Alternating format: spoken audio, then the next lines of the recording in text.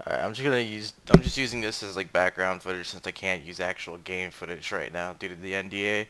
But we're gonna talk about the state of Torchlight 3 Alpha since I've played a good amount of it. Uh, well, minus Dust Master. I mean Dust Mage. Why does everyone keep going Dust Master? But Dust Mage, freaking Rail Master and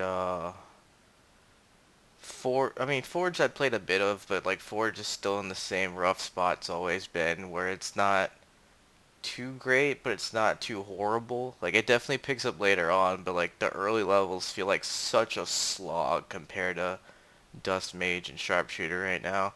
And that's the only thing that keeps me from like wanting to get it to that point is because it's such a slog fest, but it'll get better. I know it will.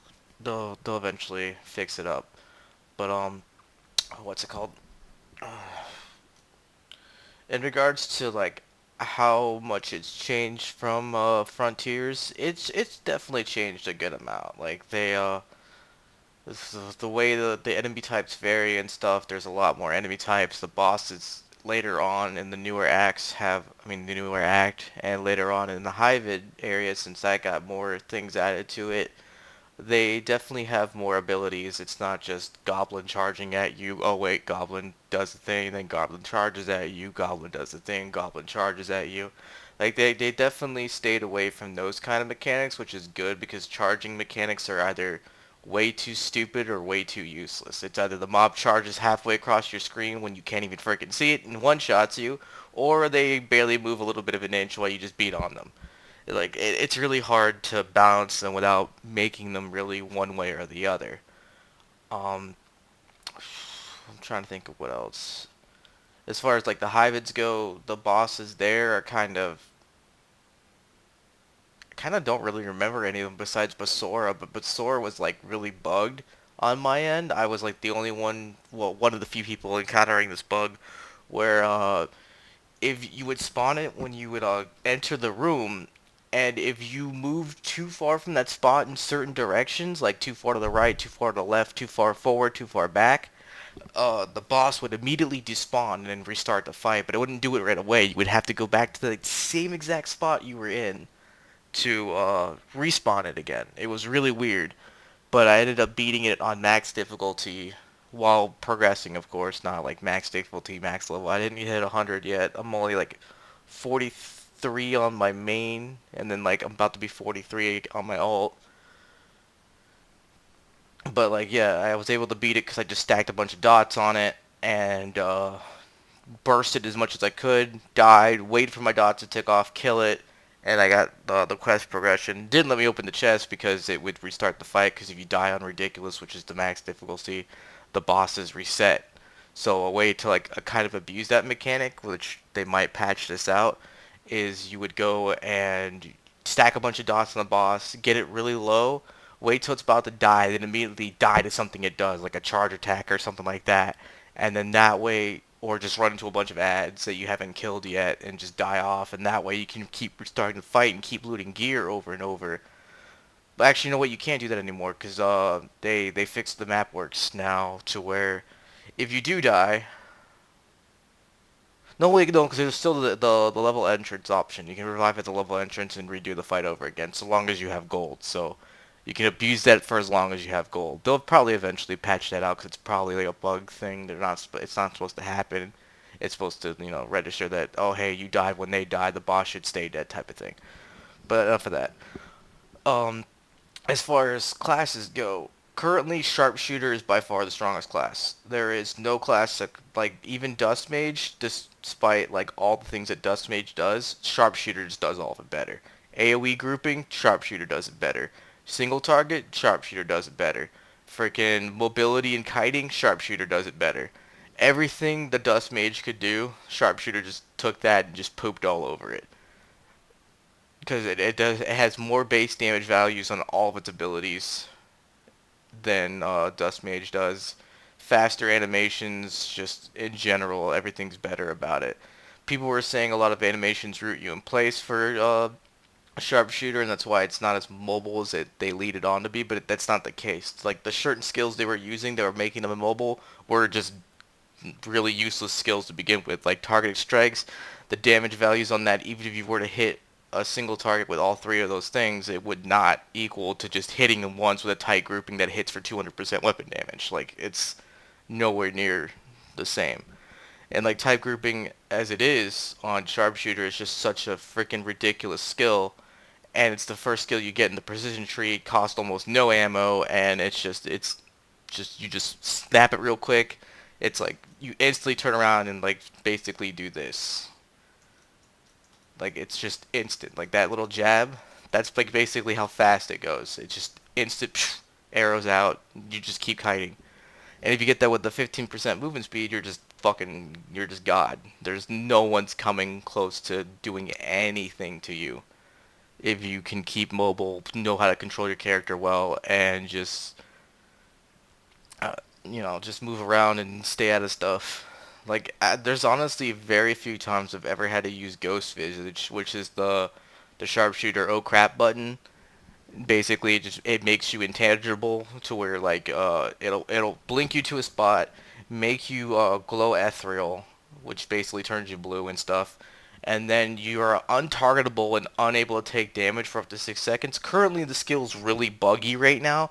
There's times where like you'll hit it and it'll take forever to register the fact that you hit it, and you'll just sit there and stand there, and then you teleport after taking a crap ton of damage first and almost dying, if not dying already, and then it'll go into the effect, and then it immediately goes away. Like, I think what happens is it registers the effect, but it doesn't register the animation, so you're intangible per se without being it, and then it would just, end it right as you finally got it off. So it's a really weird, buggy skill right now, but most of the time it does work as intended. Like, you hit it, it blinks you, and then it does its thing. But there's times where if you're in the middle of a fight and there's like a bunch of shit going on at once, like it tends to bug out. Trying to think of what else. But yeah, out of all classes, sharpshooter between playing Frontiers and now sharpshooter's by far the best one. Like by far. Why is this cutting? I'm not doing anything. I'm standing still. Whatever, fraps. Um, trying to think. Alright, so the state of map works right now is basically the same it's always been. You go into a Goblin or Hybrid one, or now the Vultura, and then you do that one. Currently, the other two set of maps are bugged. They're still working on that because, they're overhauling an entire system and then trying to make it more of a Torchlight 3 system than, Frontiers. And it's gonna take a bit. They gotta take all that essence, scrape it out of Frontiers, just give it everything that was basically fully Frontiers related besides the fort. Just gotta slowly carve that out of the bloodstream of the game, and then you just gotta establish all the Torchlight 3 elements you want to put in, and so on and so forth. So there's gonna be a lot of changes over the next couple of months. I know that for sure because like the first patch coming up and tomorrow on Tuesday is gonna give us a lot of changes. A lot of changes. So there's like a whole bunch of stuff I'll have to test out new when that comes through, and then the next patch after that, and so on and so forth.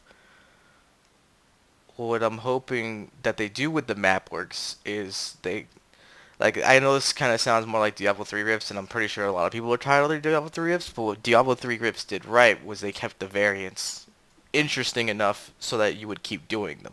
The enemies were always random. Well, for the most part, there were certain times where you'd realize over time that they always grouped certain enemies with certain other enemies, and it kind of just was dumb after a certain point once you realized, like, oh, this is a rift full of these guys. These are the guys I have to look out the most for just to either avoid them or kill them right away, and so on and so forth.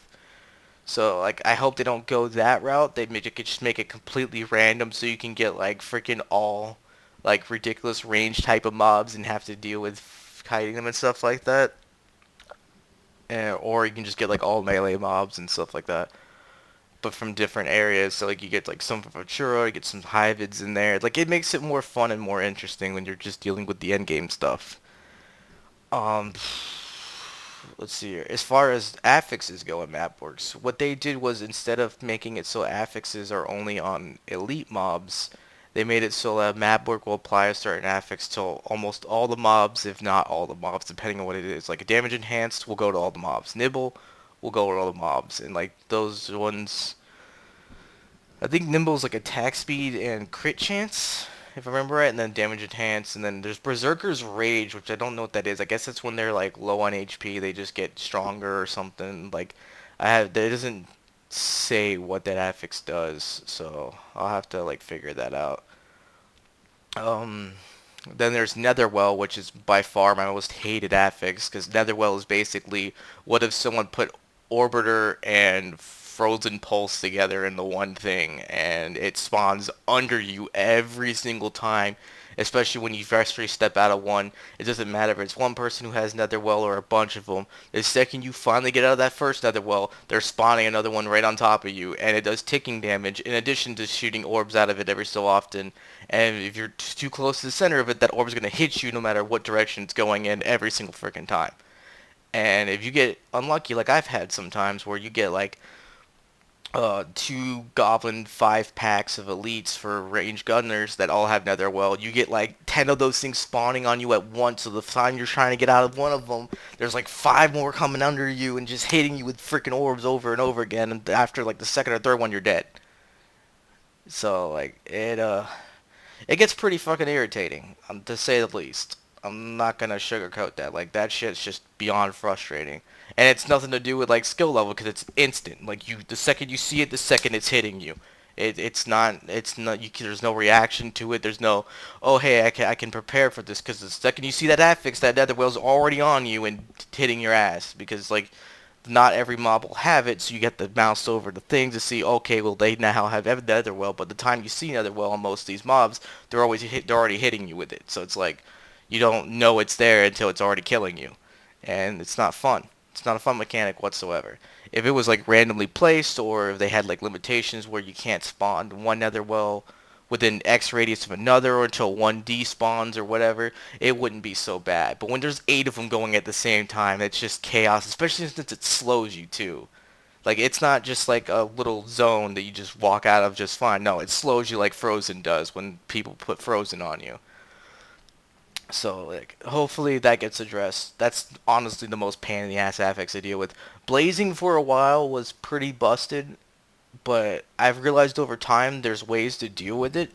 Since the trail goes out from the mob, it doesn't instantly start ticking when the second you're under it. You have about 2 seconds or so to get out of it. So once you get the movement speed affix from the pet, you can you basically can get out of it every single time without having to worry. Like blazing becomes a joke at that point. But when you don't know how it works and you haven't like experimented dying to it enough, yeah, it's easy to feel like blazing is stupid OP, and it's really not. But you just gotta get enough movement speed from the movement pet aura, and you're good to go. Trying to think of what else there is to talk about. Oh, the new area, the Vultura area, is it's beautiful. It's amazing. I love it. They did an amazing job with Vultura. There's still some bugs there, invisible walls, typical gaming bugs.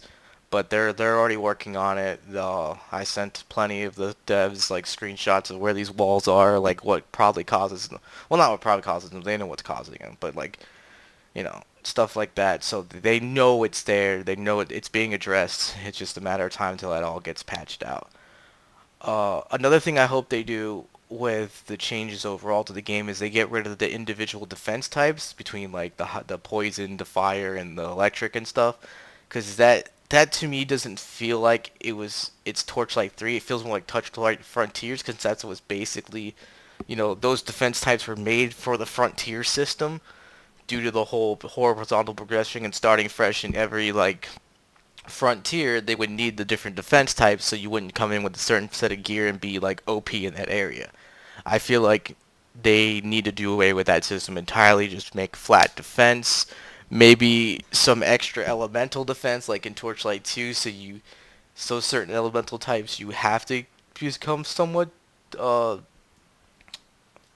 certain elemental types you would have to become somewhat like durable against. So like defense itself isn't an all round thing. It doesn't automatically guarantee you not dying. I don't know. It might end up being the same problems as Torchlight 2 if they do it that way, where Torchlight 2, like, the only way you can, like, do end game stuff is like just stacking damage reduction. So hopefully they find a way to balance it to where the armor types are actually useful and you don't have to stack damage reduction on affixes to be on, not dying in one hit to everything it sneezes in your general direction. As far as other affixes go, one that needs to be multiplicative instead of additive, which has been addressed countless times and stated over and over again, is relic active cooldown. Relic active cooldown is an affix where your relic active ability, not like activating the relic itself, but using the active ability, like for Bane, you throw a little poison spider that travels in a line and poisons everything for X% damage every second for X seconds. Um, Electrode summons like a bunch of like two little chaos lightning storms that keep striking over and over in like a set line. Well, not like a set line, but they kind of like spread out a little bit from where you aim it at. But you do have some control over it. Uh, the flaming sword one just throws a big giant sword in the ground. Like that one, as cool as it looks initially, the animation time and how much it locks you in place, like it ends up being the like one of the worst ones to get. Then you have the blood drinker, which you just do a little spin sword in the area, puts everything bleeding, does a little bit of damage to them. It used to be a lot stronger, but then they've nerfed it pretty hard, and so it's not as good as what it used to be. Um, let's see here. Then there's Cold Heart. I haven't messed with that one too much, but the cooldown's really long on that one. But it basically just makes like a giant ice wall and does a little bit of damage. Makes a little zone out thing so like you can force people out. Like if you want a relic for control, that's basically what it is. But like the cooldown's really long on it, so it's hard to make much use of it. And the last one, I know there's one that I'm still missing. Bane, Blood, Fire, Glacial, Electric. No, I got all five of them for now. Okay, yeah, I did it. Out of all those relics, the two strongest ones right now are Electrode and Bane. Bane being stronger only because the fact that Bane has a flat percent cooldown reduction on its talent choices when you level it, versus Electrode having a flat time reduction and not by percentage. So on Electrode you can only bring it down by 2 seconds flat. On Bane it's 50% cooldown percent. So you get Vane's 50%, you get 18% from tight grouping on sharpshooter, you get two items with like 15%, and there you go. You basically have infinite Bane spam, and you can just do Venomous Maw over and over again.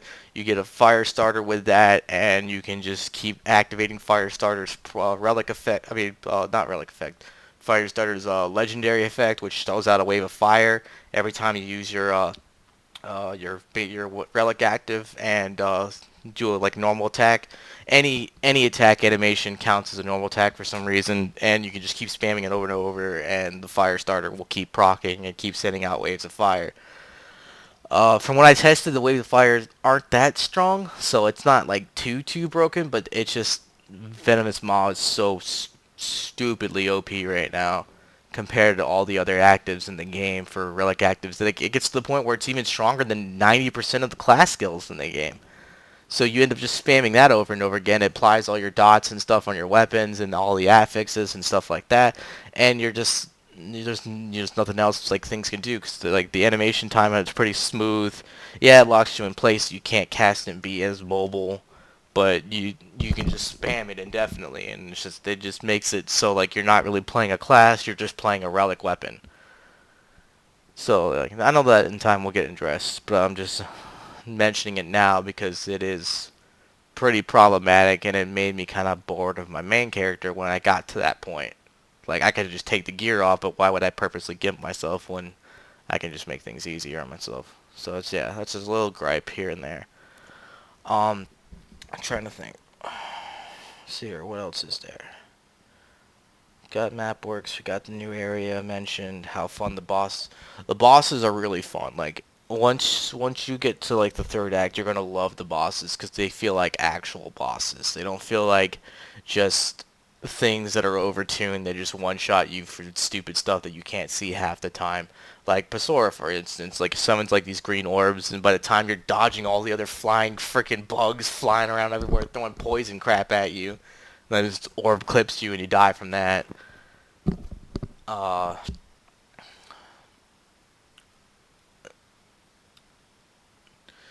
yeah, charging enemy types are going to be your most hated right now until that gets balanced out when you get in. So be prepared for that. You're going to hate charging enemies for just for now, anyways. I don't know if some people will get in like a couple patches later when all this is addressed, but this is just like a heads up in case someone gets in super early and this ends up being a problem for them. Netherwell is going to be an issue. Charging mobs are going to be an issue. Anything ranged that can be mobile is going to be an issue because range mobs hit pretty hard. Um, but as far as like the Forge go, I feel like they nerfed range Forge a little too hard. Like rapid fire does a lot less damage. Um, you don't really do anything until slug shot basically. Shotgun blast got hit way too friggin' hard. Like it is so hard to like manage groups of mobs without sitting there forever and ever shooting with shotgun blast or rapid fire trying to kill these frickin' things when sharpshooter just pops them 2 or 3 times and kills them. It's honestly kind of dumb, but like I said, that'll get addressed.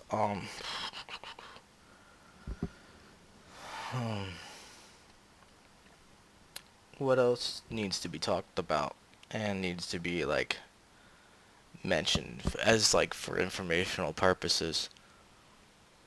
I mean that's about it. Like the level pacing is perfect right now. Like every time you go into like a map work, it's basically 1 or 2 levels that you get from it. As you progress through the story, even if you're a couple levels, like if you're in an area that's a couple levels behind your level, if you're on like ridiculous or painful, you get so much XP that like it doesn't feel like you're 5 or so levels ahead of it, and that your gear's toned down and stuff. Like I kind of wish they would get rid of the toned down system, but at the same time, if people like me who like to explore everywhere, that would give us like a huge advantage in certain areas and just make them a snore fest. So I can see why they did that and why they're keeping it in, because like that's probably like a whatever minor system. Because once you get to the later game, anyways, that scaling down nonsense isn't going to matter, and it does give you a way to play with your friends on your mains without just power leveling them through everything instantly and stuff like that. Unless you're doing map works, of course. But it might scale those down too. I don't know how that would work in a group. I've never done map works in a group. So uh, overall, the game is in a really good spot right now. Despite it being still in the early works of the overhaul and everything else. Um, oh, right. And then there's the Gambler, too. The Gambler is a really nice addition. I feel like the Gambler makes up for the lack of upgrades. Because it's basically the same thing as having a default vendor anyway. The default vendor is basically all randomized. It's either you get upgrades in it or you don't. Whereas like having a gambler, you have kind of like more choice in the matter because you just pick a type of gear you want, and then it just gives you a random type of that one. Like it can give you legendaries too. I've gotten like 2 so far out of the countless times I've looked for upgrades. But at the same time, I haven't really because what the for sharpshooter right now uh, offhands focuses don't there's no legendaries enabled for sharpshooter right now, so like out of all the countless times I've done the gambler, it's mostly been on offhands for my legendary main hands so to keep them up in damage. So like I haven't got legendaries mostly because that's where I dump all my money in. But the gambler is definitely a nice addition. It makes keeping your gear up so you don't fall behind and immediately get destroyed in certain areas really easy to do. I mean, there you do have to have some knowledge in how to use it right and like what you should focus on, but most of the time it's just getting an offhand upgrade or a main hand upgrade and just don't worry about your individual pieces of gear so much. As far as like leveling goes, the gear stats you mostly want is half your gear you want fire defense, half your gear you want normal defense right now, and then you just stack some HP per second on it for your secondary roles, and then you're good to go. You'll have about enough tankiness and enough survivability to where uh, you'll be able to keep going until you finally get those legendary drops and stuff like that. All right. Gear, random guy. But yeah, it's definitely a lot more fun than Frontiers ever was, and that's saying something for something that just recently got decided on, and they just recently did these changes. Like I've had a lot more fun playing this like past week than I had months playing Frontiers, and that makes me really sad to say it because I know Tyler and them really wanted to like make Frontiers work, find ways to make it fun while at the same time making it free to play, and it's just I don't think that it wasn't possible. I just think that like the ways to do it weren't ready to be like weren't available to be done in the time frame they want this game to like be ready for the public. I feel like it definitely would have taken a lot more work because they were experimenting with a lot more new things, and sometimes you're not going to be able to make these experiments work the way you want the first time around. I hope in time like they try and do a Frontiers again because like Frontiers definitely had some interesting concepts. Like it would have been fun to like play Torchlight with a bunch of buddies and like do open world content and stuff like that.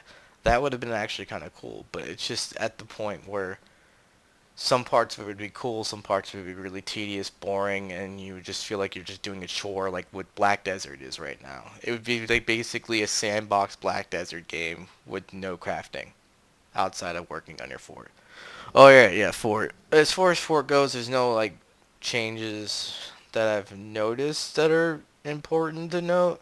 Like it's all basically the same thing the fort's always been, but it's not a bad thing because a lot of people like the fort and they like working on it and stuff like that. I'm not one of those people. I'm not like artistic or creative in any way. As much as I like building aspects in games, like I love the EQ2 house system and stuff like that, I don't particularly go out of my way to uh, take part in them per se. Like I'll dabble them a little bit here and there, and then go from there. Another reason is because there's probably going to be more wipes happening, so I don't really want to get too invested in my fort, and then the wipe happens, and it's like, well, poopy. There went my fort. And I know a lot of people are in that boat too. Same thing where there's a lot of reason why people aren't like really progressing as much, but like wipes need to happen. It makes things easier on the devs, easier on the devs. Wow, I am tired. It makes things easier on the devs, and just the coding in general is less stressed when you just do a wipe, start everyone from scratch, and then just give them tools later on to get to where they need to be to test certain things. And they'll hopefully do that and stuff. And uh, see. Oh, as far as like offline off online goes, I'm pretty sure most people have like looked this up, seen the facts and stuff like that. But they basically want to do it offline, off online, kind of like how like Torchlight 2 is. It would kind of be like more like PoE esque as far as online goes. You'll basically mostly have like the general chat while you're running around doing stuff, and then you can like group up with people in the world, and you would type in their name on invite them to your Steam friends list and stuff like that, and group up and then go out and do stuff. Like it kind of like has that PoE essence to it, but there's gonna be less like open. Like it's gonna be like when the towns are open, you'll see other people in them and stuff like that. It'll basically be like PoE esque in that regard.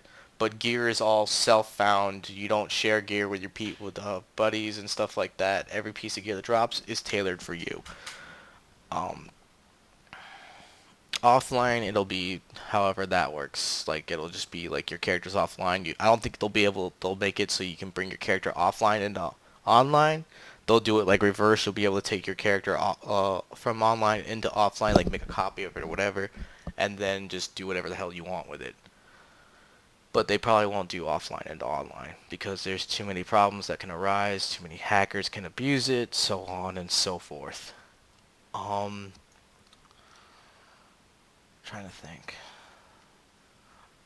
Well, like I know a lot of people will say like, oh, but they can just do like closed BattleNet where like it has its own online system for the people that want that. But like you'll what they'll do probably is just do offline LAN mode, and then you can just use like Hamachi or whatever thing that will link you up LAN wise with your buddies, and play like that if you want to do it that way. They'll figure out ways around it. They might at some point support mods once they figure out how to get certain important files not to be, edited and the game breaks because of it for everyone, not just the person fucking around. So hopefully mods will become a thing and that'll add more, not really longevity, but just more fun to the game overall. Like people think like, oh, if once mods are a thing, like the developers will stop caring about the games because the mods can just save it. And it's like, no, that's not why they didn't make expansions for Torchlight 2 or it didn't really update it that much. It's just because like I think around then was when like Runic was coming close to shutting down as it was, and they were just dealing with a lot of their problems that they had to deal with, and just they probably just didn't have any ideas at the time for like what expansion they could kind of do for Torchlight 2. So mods were just a nice bonus. They were just a ways for people to have fun editing the game and coming up with new ways for like certain classes to take effect, like the Warlock, for example, that I'm just messing around on. Like I'm just not even leveling on. I'm just using it solely for the purpose of like making this video and just not making a blank screen while I do this crap. And I will also the reason I'm not even like going out and playing is because I just want to focus on talking about the stuff that I feel needs to be talked about in regards to Torchlight 3. Switching over from Frontiers. Hmm. I'm trying to think of what else, because yeah, dressed mods, dressed the overall state of the game, end game with map works. I mean, a lot of people wanted to like kind of have like MMO aspects where you do like raids and stuff and like group dungeons and all that stuff in the RPG. I mean, yeah, I wanted that too. I was hoping for that. To have that plus the Torchlight, normal stuff in it as well. But the problem with that is it gets to the point where most of the open world bosses will just be giant loot pinatas where you just throw like X bodies at it, you just beat on it while it basically does nothing because it doesn't live long enough to cast any of its abilities, and you just get free loot. Like, as fun as it sounds on paper, a lot of the times that's what world bosses end up being.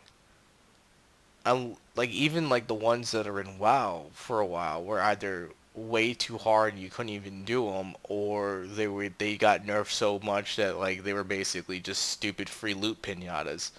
There's definitely certain stages where like Undasta was actually fun to fight and fun to group up for, and like they had fun mechanics because like it definitely had a lot of idiot-proof mechanics, and you would wipe because you would have too many idiots in the group that would not know how to stay the freaking not how to do slash range 5 or range 10, and stay the hell away from people. But mostly what they end up being is just stupid loot pinatas, and that's what sucks about them because like they're cool on paper, they're cool at first, and then they just become something you throw bodies at until it dies.